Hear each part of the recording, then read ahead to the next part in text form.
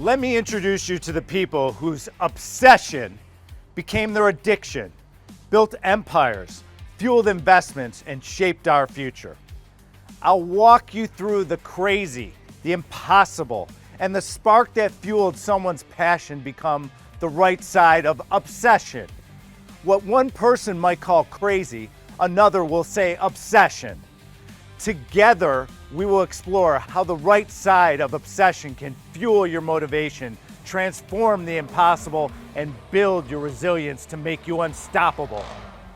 Watch as I take you inside the obsession to witness the hyper-focus and laser beam energy required to grow your business and build your empires. Obsession has birthed inspiration and fueled dreams.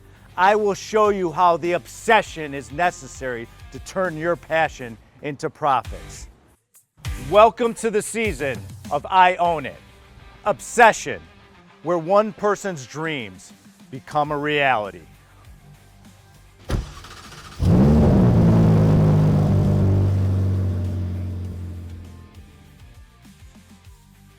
My next guest is the managing principal of ASYM Capital, a prolific author and one of the most knowledgeable experts you'll find in areas of real estate investment and portfolio diversification. He's been featured in Forbes, MarketWatch, USA Today, as well as over 100 podcasts as an expert in due diligence, underwriting, and capital raising for commercial real estate assets. Hunter hosts the Cash Flow Connections Real Estate Podcast, which helps savvy investors navigate the waters of commercial real estate through the lens of economics. He's also the author of Raising Capital for Real Estate, How to Attract Investors, Establish Credibility, and Fund Deals, which hit #1 on Amazon in commercial real estate and sales. Welcome to the show, Hunter Thompson. What would you say is your obsession in your professional and personal lives? I mean, first of all, I love the question because it seems like it's in my DNA, to be honest. Being hyper-focused on certain things and maybe even putting other things to the side at certain points. My business, I'm obsessed with. My wife, I'm obsessed with. My son, I'm obsessed with. And in my life, I kind of feel like different ebbs and flows where one of those things, or maybe some others as well, like working out, I'm super obsessed with, where if any of those things demand attention, especially if you want to accomplish incredible things like having a great marriage or being fit or raising $100 million, it requires you go out of balance. So those are my obsessions. And the question is like, at what stage am I focusing my efforts on certain things? So that'd probably be my answer. Do you ever question yourself as you're being too obsessed about one particular thing and other things start sliding or you're neglecting something? Yeah, I mean, a couple times in my career, I think, especially when I early on started to feel momentum happening, it was such an incredible validation that I had something special. And I didn't do very well in school, and so there was only a couple of teachers that saw maybe what I felt internally that I could accomplish something awesome. Mm-hmm. But when that started, it was so validating, and it was so, I could feel it pulsing through my veins, like I knew it. So I've got to prove it to myself and prove it to others, not in a negative way, because I never was motivated by I'll show everyone that they're wrong. More like I'll show what's possible, and that can lead to being out of balance. And so then the question becomes, at what point do you kind of course correct? And I did something that I did like not long ago, 2 years ago. It was like writing out your own eulogy, mm-hmm. which was really powerful and brought me and the other people I did it with to tears. And basically it was like, once you have that, that's the algorithm that you don't mess with, So if you are putting your business at jeopardy, if you're putting your relationships at jeopardy, your health at jeopardy, and what you want that eulogy to look like is in jeopardy, then you got to course correct to make sure that eulogy, your ideal eulogy, is never in jeopardy. Mm. So, it's happened to me a couple times. I have a coaching business that I thought would be a 6-figure a year type of thing, and it ended up being like a multi-6-figure a month type of thing. Mm-hmm. And so what I had in mind in terms of the financial implications, how much work it was going to be, how inspirational it would be, how much client success we could generate, was multiples of what I thought. And so when that was dumped on me and I saw the opportunity and I saw the money on the table, it's like, well, how hard are you willing to reach over and grab that money? And the answer is super hard. But then on the other side of that, as business, as you know, business can be tough. So sometimes when things go the other way, where it's like the spiral nightmare, you can also just be so focused on that spiral nightmare that something similar will happen. And you feel way more helpless in those situations, because when you're chasing great things, you know you can stop at any time. At least that's what it felt like to me. It's like, I don't even know what to do. And so that's the price of playing this game from my perspective. I had the pleasure of being on your podcast, which I really enjoy because we have a lot in common.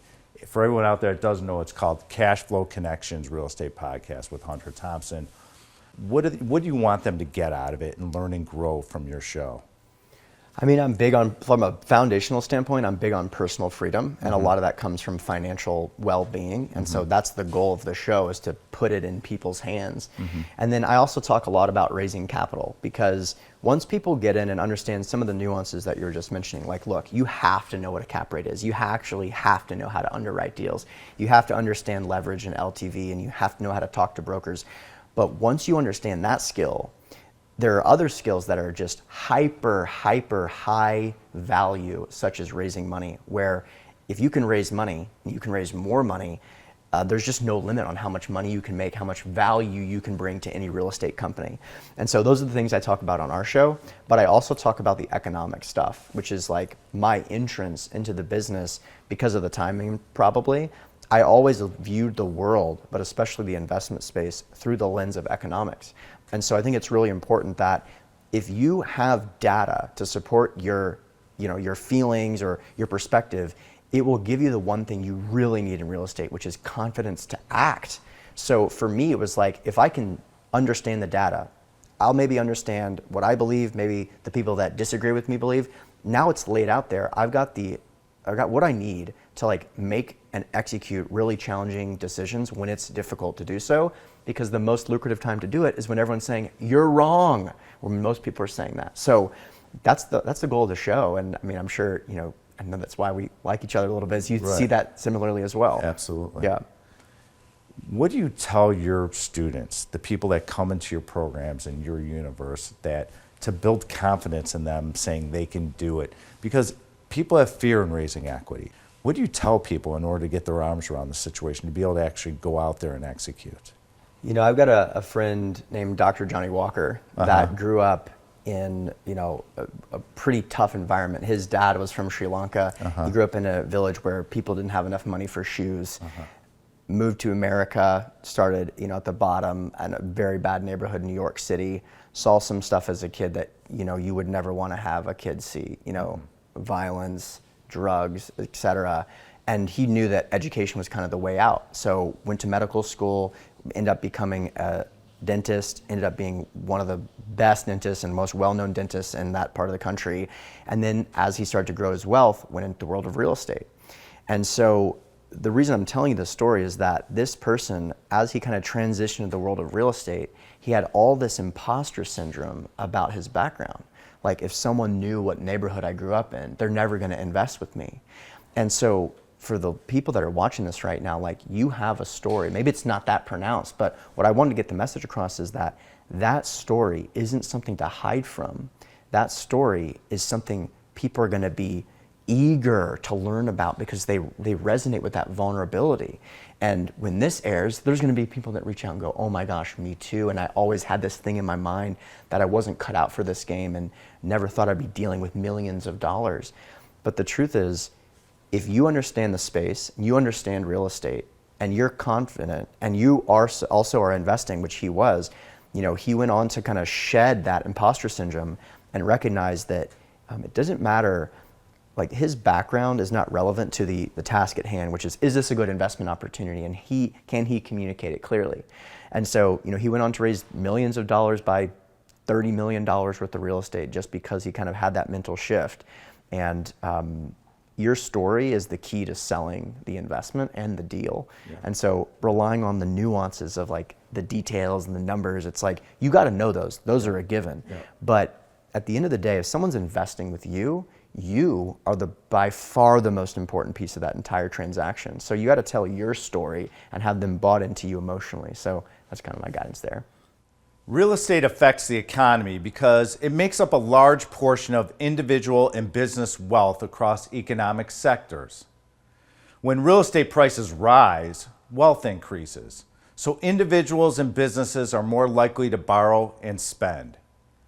Are you aligning your business model to today's economic times? Hunter's differentiator is his economic lens into real estate. What is your differentiator? The key to being good at real estate is having the ability to hold. Yeah, and the reality is that a good deal will sell itself, but you have to know the deal. You have to understand the numbers. I always say the person that can understand the numbers can sit in any conference room, any meeting, anywhere around the world. But with that being said, if you understand the numbers and you have the story and you can explain it and communicate it well, if it's a good enough deal and the returns are there and it's risk adjusted, you understand how to deal with the risk and mitigate the downside, you'll raise equity. But you need to put that time in. You need to put the commitment in. You have to be obsessed.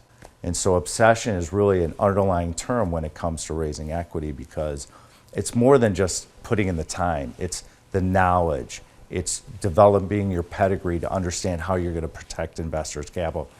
100%. So you wrote a book, Raising Capital for Real Estate, which I read, and how to attract investors, establish credibility, and fund deals. It's a great book if you're looking to get into real estate. I like it because it really allowed me to open my eyes to things maybe I had to improve on, which I love. Why was it important for you to write this book? Man, the new wave of raising money was starting to be clearly defined, and no one had written the book, and so I wanted to be the guy. And so what I'm referring to is like this world of, especially post the Jobs Act of 2012, for the first time you could talk about real estate deals on the internet, and that's really the first time you really could do that legally. And so it ushered in this new world of things like content creation, blogs, podcasts, media, which is a very high leverage activity, to take someone from going to selling one-to-one to one-to-many. So I uncovered that like there was this massive opportunity. So many real estate entrepreneurs were raising capital one-to-one, and they would think of themselves like at the middle of the circle, and they would do what I call the sprinkler method for raising money. They would be at this middle of the circle and they try to pepper people with the deals as they kind of walk by randomly. So you're like, okay, there's my old aunt that I haven't talked to in forever. There's my rich uncle that like has a restaurant or something. Maybe he's got 25 grand, and you're just kind of peppering things around.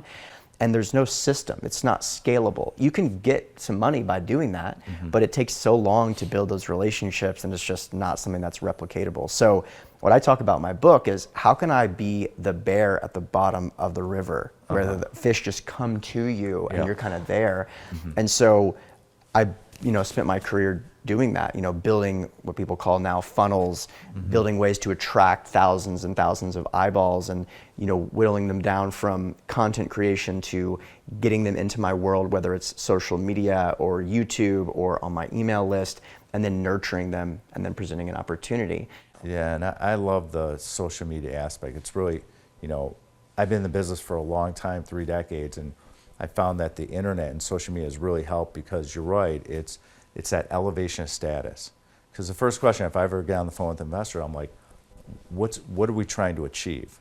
It's not, I don't have to prove my track record, I don't have to prove how long I've been in the business, I don't have to talk about my company alliance.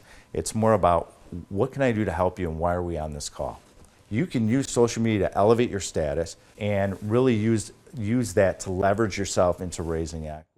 So it's been a big game changer in our business. Totally. And so just to listen, I know there's probably a lot of people that are listening to this that are just starting to shrug and be like, I don't want to do that. That's not why I wanted to watch this show. I want to make money. I want to do real estate deals. Well, you're listening to 2 guys that do a lot of that, both of those things. And we're telling you that that's the path, is to use one-to-many mediums, with media being one of the most high leverage to do that. So you can get the eyeballs, get the status, boost your credibility, never deal with track record objections again. It sounds too good to be true, but that's exactly what the playbook is.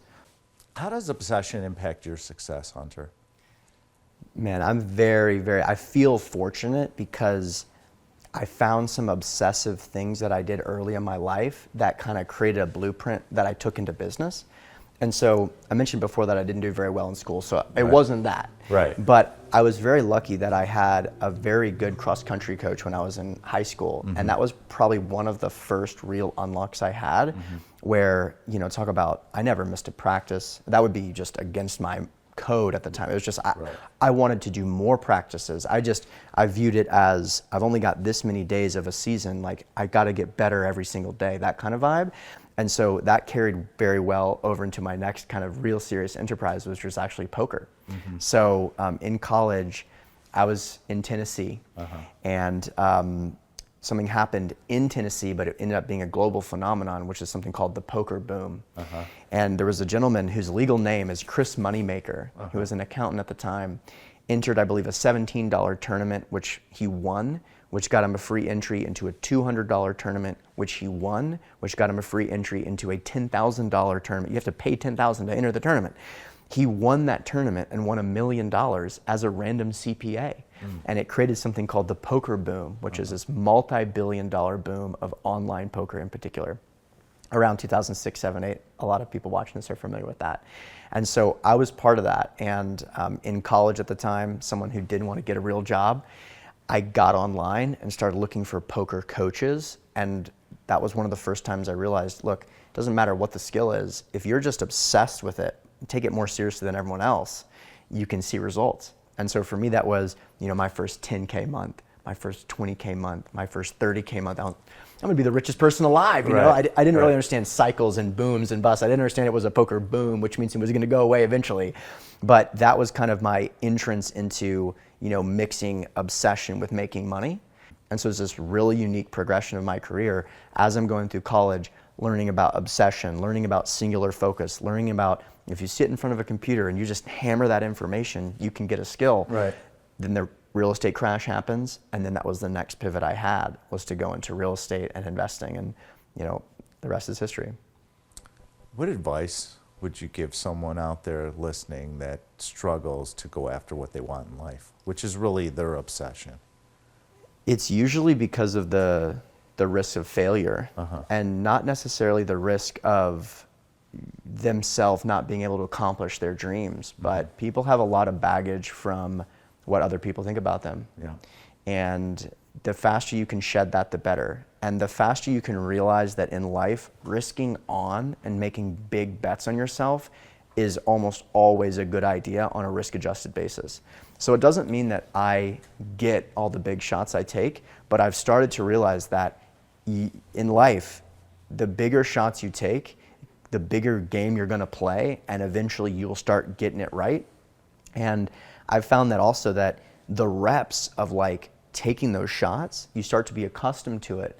And the failures you experience, once you start playing bigger, they don't bother you because you're playing bigger. Take bigger bets on yourself, really invest in yourself. You can beat the S&P 500, as a person, as a business person. So just go all in, and most of that lack of hesitation about obsession is worried that you're gonna call your shot and people are gonna know about it and you're not gonna get there. And guess what? My track record is littered with that, but no one cares. Right. No one even knows, Right. because your failures are silent. Your wins are massive. It's the nature of your wins. First of all, most people don't know who you are. Most people don't care. Right. Second of all, if you win, that thing ends up working. That's how everyone knows you. So you know me as someone who focuses on raising equity. What you don't know is that for a while I wanted to be the real estate libertarian guy. No one knows because it didn't work, so I moved on. That was it. That was embarrassing. Who cares? How difficult is it, like us, and we understand the challenges in our business, but also the great success in building wealth. Tell me about how you feel about shutting people out of your life, not getting distracted, being able to really hone in on your craft, and the ability to say no to things, to people, to bad habits. Walk me through that with your career and how you feel about that. So, look, in terms of business, take away bad habits for a second, right? When you're starting from nothing, the word is yes. Right. Because if your calendar is empty, you want to solve that problem. It just reps. Right. Who can talk to me? Who can I help? You know, whatever.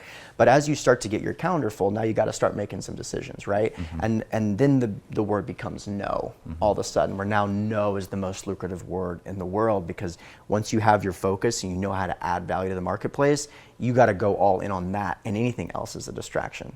Now, when it comes to like bad habits and bad relationships, I mean, if you are the kind of person that starts to really lean into your own obsession, a lot of that happens naturally. There's a lot of that you can tell very quickly. When you start calling your shot and you start talking about the things you're gonna do, you want some people in your corner that are like realistic people that wanna give you good feedback. You want some people that are gonna hype you up no matter what, but you don't want to take them too seriously. Right. But what you don't want ever is that person that always wants to pull you down because they're embarrassed about what they didn't do in their life. And that there's a lot of that, you know what I'm saying? And so social media brings that out, because when they get on Instagram and they see a bunch of people doing stuff they probably could have done, that's the stuff that makes them mad. When they see people doing things they never imagined to do, they don't really care. But when they see someone like you or me, and that y'all grew up together, and it's like, you can't fly that high, like that sticks with people on a subconscious level. And change and fear is so prevalent in what we do. How do you manage your fear? Okay, if I go and buy this, is it going to work out? Or if I go use these materials, or if I go invest these in improvements, will I increase rent? Whatever, we always are questioning decisions. Yeah. But you have to embrace change. And that's the hardest part about business and what we do, is being able to wrap your arms around change and push forward and say, okay, well, it will work out, and believe it will work out. And if it doesn't, you're going to be okay, because you can pick yourself up and keep going.